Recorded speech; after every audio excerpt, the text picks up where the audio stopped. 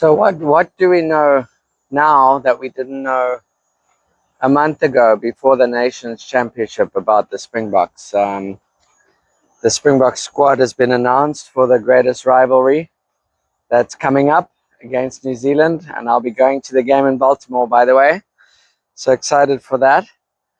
But what do we know now that we didn't know a month ago? Well, let's look at the squad that was announced.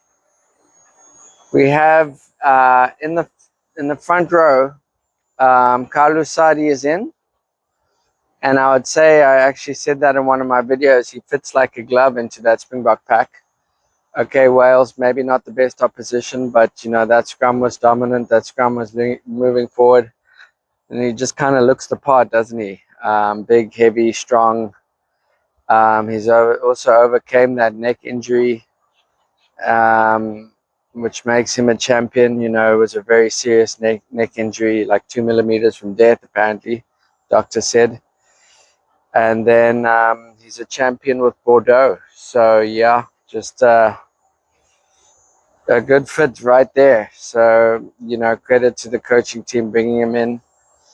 Only 3 locks in the squad. But what do we know now? That the loose forwards can fit in. We've got Peter Steff, that we know he's done it before. Ben Jason Dixon, he played lock as well. Cameron Hanekom can play there. And you know, that actually gives you maybe not an advantage in the scrum, moving them over as opposed to a specialist lock, but you know, at the breakdown we saw some ferocious work at the breakdown. Ben Jason Dixon has also been good. And you know, we all know what Cameron Hanekom can do. And we got Alrich Low as well, so very strong in that department, and they can fill in that gap. And let me not forget Cobus Visa, who I think has stormed onto the scene.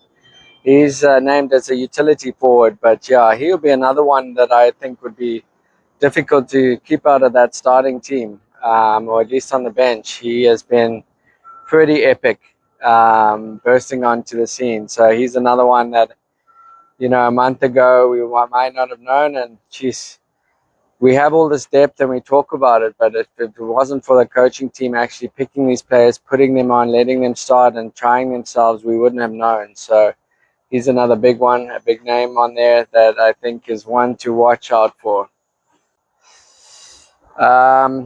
Yeah, and the backs, loose forwards first. What do we know now? Well, Paul de Villiers, jeez, what do we say? It's actually crazy. It just feels like he's been there forever, and you hardly even notice because he's been like it's like a Heinrich Bissau, or you know, it's just like a typical Springbok star that we produce. And from the moment he took to the pitch, he's been amazing. And you know, it's going to be tough to keep him out of that starting team, that's for sure. I know the leadership, and you know, we've got our settled group of Lucy's with Sia, but geez, it's going to be tough to keep him out here the way he's playing. So we'll see how that works. In the backs, what do we know? Well, we know Kieran Horn, utility back. That's a good one that we didn't know before. That experiment of playing him at fly half is a huge win because he's aggressive on the line. He's got a huge boot.